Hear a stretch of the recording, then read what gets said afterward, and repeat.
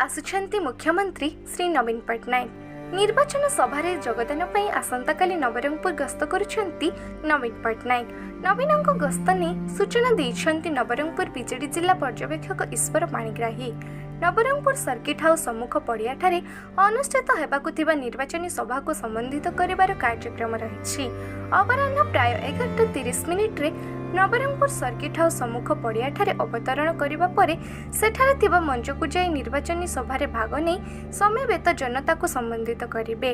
परे 12:30 मिनिट्रु PWD guest house रे मध्याह्न भोजन सह विश्राम करी अपराह्न 3टारे गस्तर कार्यक्रम रहिछि।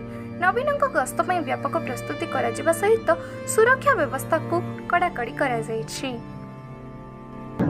आसंता काली माझीगुड़ा पड़िया निकटरे विजु जनता दलर राज्य सभापति तथा ओडिशार माननीय मुख्यमंत्री श्रीयुक्त नवीन पट्टनायक नवरंगपुर सांसदीय क्षेत्र निर्वाचन प्रचार पर नवरंगपुर ठारे आयोजित कार्यक्रम से योगदान देवे।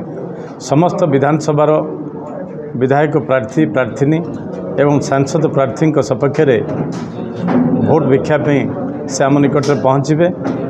विभिन्न अंचल विजु जनता दलर कर्मकर्ता एवं जनसाधारण सेठारे उपस्थित रही माननीय मुख्यमंत्री तथा राज्य सभापति अभिभाषण शुणा सहित से जो भोट भिक्षा करेंगे एवं समस्त माननीय विधायक प्रार्थी एवं प्रार्थी मानक नवरंगपुर संसदीय क्षेत्र में समस्त विधानसभा जो मैंने निर्वाचित हेबे जनसाधारण सेवा करने सुजोग देवाई से आसंता काली आसी पहुँचुंट। 11:45 माननीय मुख्यमंत्री तथा राज्य सभापति एठार उपस्थित रहिबे एवं जनसाधारण को संबोधित करेंगे। निश्चित भाव में मैं कहि जेहेतु सांसदीय क्षेत्र एटा अविभक्त कोरापुट जिला जहाँ को कहुए 3टी जिलू आसवे पाखापाखि 7टी निर्वाचन मंडल जनसाधारण एटे समागम हेबे। निश्चित भाव में बहु संख्यार हजार हजार संख्यार एटे जनसाधारण उपस्थित रहा कार्यक्रम रही।